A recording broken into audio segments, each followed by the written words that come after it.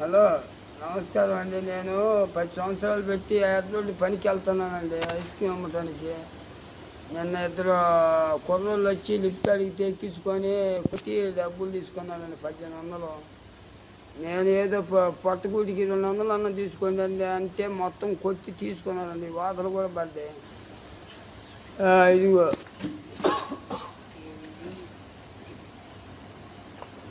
నేనేదో బతుకు తెరుగు కోసం పోతుంటా, పిల్లల కోసం. ఎండని కాకుండా వానని కాకుండా నన్ను కొట్టారండి. ఎట్ట పడితే అట్ట చేయి కూడా కొట్టారండి. నేను లేతే అటు రోడ్లోనే పని చేసేవాడిని.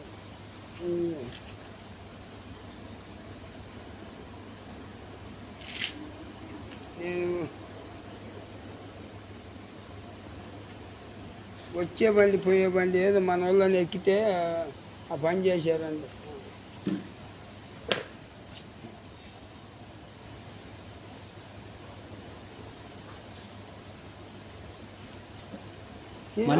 మళ్ళీ ఎక్కుతావు బండి?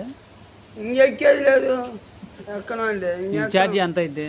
10 రూపాయలు. ఇంక బస్సుకు పోవడమే, ఇంక బతికినన్నాళ్ళు ఎక్కను. 10 సంవత్సరాల నుంచి బండ్లు ఎక్కువ వస్తున్నా. ఇప్పుడు ఇంక బండి ఎక్కేది లేదు, బస్సుకి ఎక్కడమే. ఇంక పోను. నీకు నేను కూడా ఎన్నిసార్లు చెప్పా, చాలా సార్లు ఎక్కితే పని లేదన్న. దయచేసి ఎవరు కూడా అట్లా దయచేసి ఎవరు కూడా ఎక్కబాకండి. నేను చెడిపోయింది కాక మీరు కూడా చెడిపోతారు. 1800 తీసుకున్నారు. 1800 ఒక్క పెద్దలాడి నోట్లు, కొత్త నోట్లు అమ్మమ్మ ఇచ్చింది. ఆమెకు నిన్న 1,50,00,000 వచ్చింది.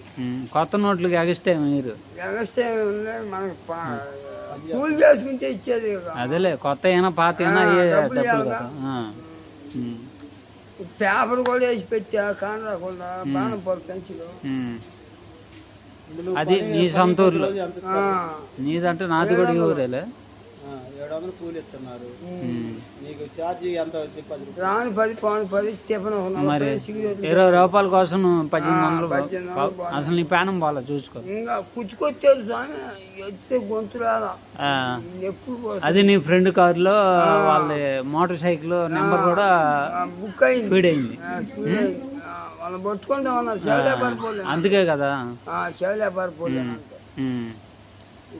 వాళ్ళు ఎవరన్నా కానీ నెంబర్ మొత్తం పడిపోయింది కాబట్టి వాళ్ళు ఉన్నారులే.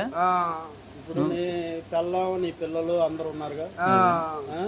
20 రూపాయలు ఛార్జీ కోసం చూసుకొని వాళ్ళ ఆటో లేకపోతే బస్సు ఎక్కిపోవచ్చుగా. టీ పోసే వాళ్ళకి రేపు నువ్వు తేడా పడతావు, వాళ్ళ జీవితాలు ఏమవుతాయి? సిగరెట్లు పిచ్చి ఇచ్చా, నా చేతి